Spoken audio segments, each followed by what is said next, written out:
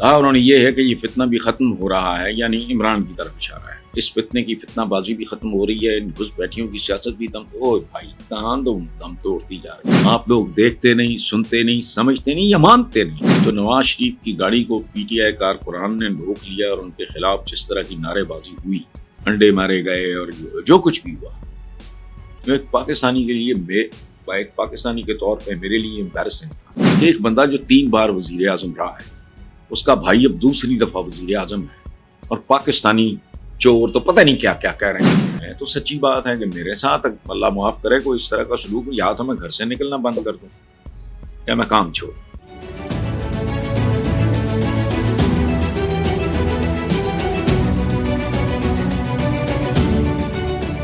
Next ہیں جی، مریم نواز نے کہا ہے میں یہ پیش گوئی کر رہی ہوں۔ اچھا، وہ بابا بانڈا دی، میں پتہ نہیں بانڈا یا ٹانڈا پتہ نہیں کی ہے، ان کی پیش گوئیاں بھی تھی، ایک ماشاءاللہ مریم کی طرف سے آئی ہے، ویری گڈ۔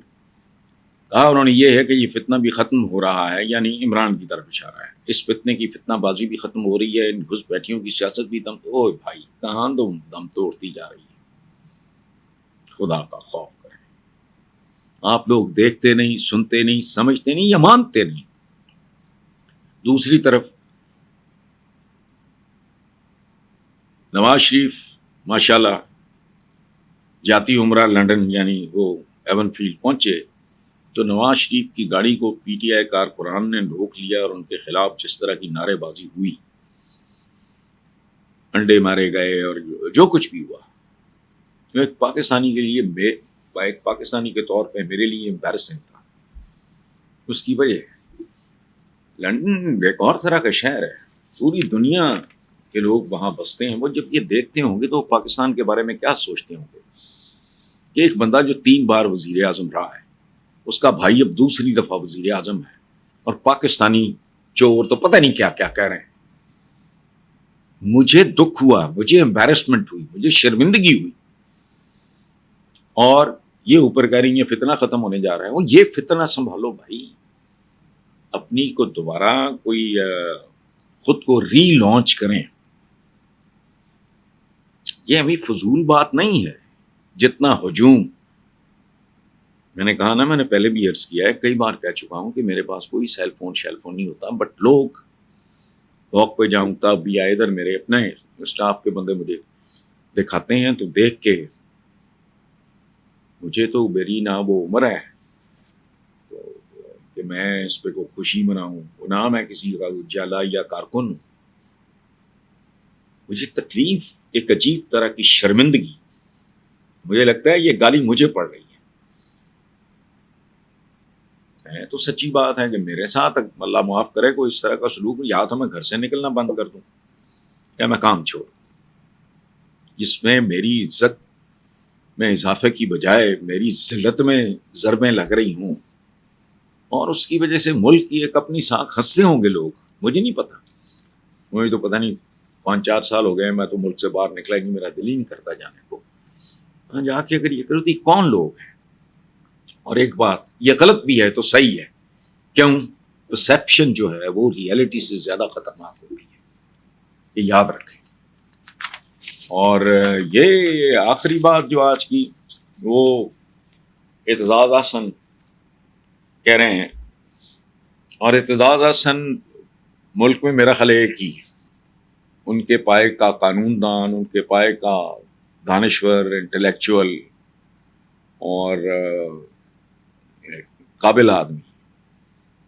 ایک حیرت انگیز پاکستان میں اعتزاز احسن جیسا کوئی دوسرا شخص تاریخ میں مجھے نظر نہیں آتا جو سول سروس کو بھی دھتکار دے، جس نے کبھی جج بھی نہیں بنا جا، حالانکہ کیا سارا کچھ بہت آرڈنری تھا ان کے لیے، پوری زندگی انہوں نے فوکسڈ اور یہ اور وہ سارا گزاری ہے۔ وہ کہہ رہے ہیں موجودہ دور حکومت اور ضیاء الحق کے دور حکومت کا موازنہ کرتے ہوئے انہوں نے کہا ہے کہ ضیاء الحق کے دور میں اگر کوئی شخص مطلوب ہوتا تھا تو اس کی ماؤں بہنوں کو کوئی خطرہ نہیں تھا۔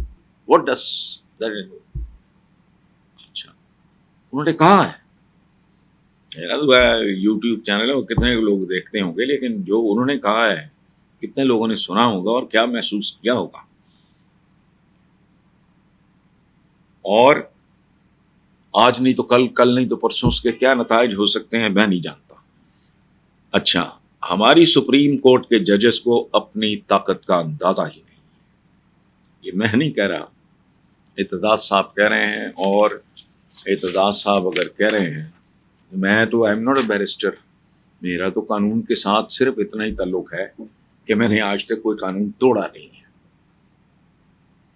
لا ابائڈنگ میری تو ذاتی طور پہ یہ کیفیت ہے. اور اب نہیں، اب تو خیر عمر بھی ایسی ہے کہ بندے کو سمجھ آ ہی جاتی ہے، چاہے گیا گزرا ہی ہو.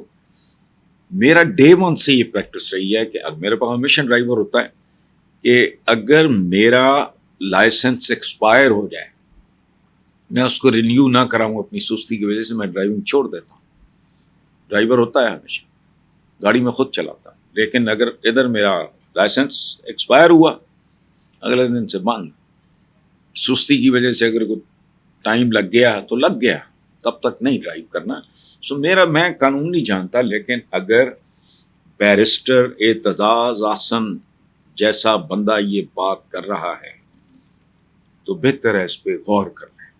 بہرحال علیمہ خان نے یہ بھی کہا ہے کہ پاکستان کے عوام دھوکے اور جعلی مینڈیٹ والے چال باز اور حکومت کے نشے میں چور حکمرانوں سے بدلہ لینے کے لیے تیار ہیں، اور اس گردی تیمار کو دھکا دینے کے لیے یکمشت چاروں صوبوں کے عوام ان کو سمندر میں غرق کر دیں گے.